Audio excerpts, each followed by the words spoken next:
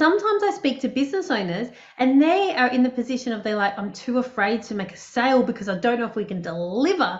And so, that's a good problem to have, but it's still a problem that needs to be solved. So I just spoke to a client this morning. She has specialists like copywriters and all these specialist people, and her virtual assistant does the in-between bits, the getting this from that person, the sending it to that person, writing to the client, making sure they get the resources from that person. And so what that means is that her specialists have got more capacity to work in their zone of genius, and then she's also then got more capacity to take on more clients. So the operations and the sales need to go hand in hand and scale together.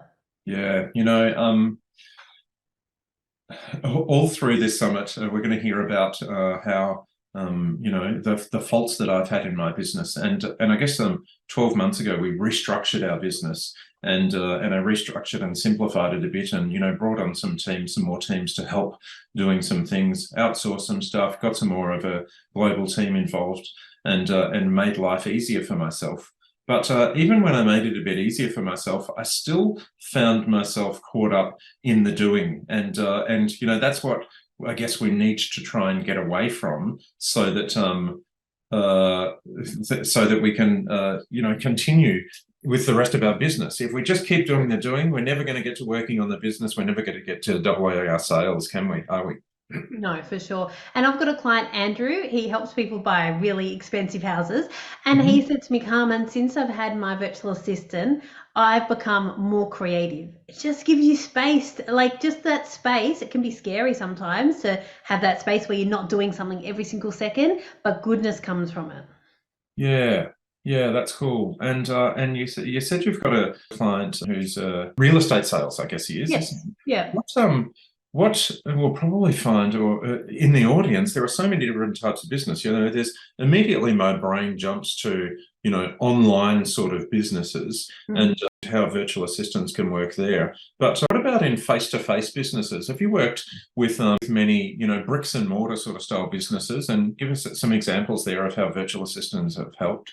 So one of our clients is a hairdresser, and the virtual assistant helps with the marketing of that and also with the scheduling, because they're super packed out. And so their scheduling is like to a T. Yeah. We've got a client who does air conditioner repairs. And so for that, it's about like sending out invoices. It's about like reminders. It's also about scheduling and making sure the people are driving the minimal amount of time between jobs. Like it's just endless. Oh, we've got a lot of clients who are NDIS providers. So they provide support to people with disability, like in their homes, or they provide residential support or support for teenagers. So like it's just the diversity of our clients. Like everyone says you need a niche down, but like, I don't know, I just love the diversity of the clients because I just get to speak to so many people and learn about their businesses.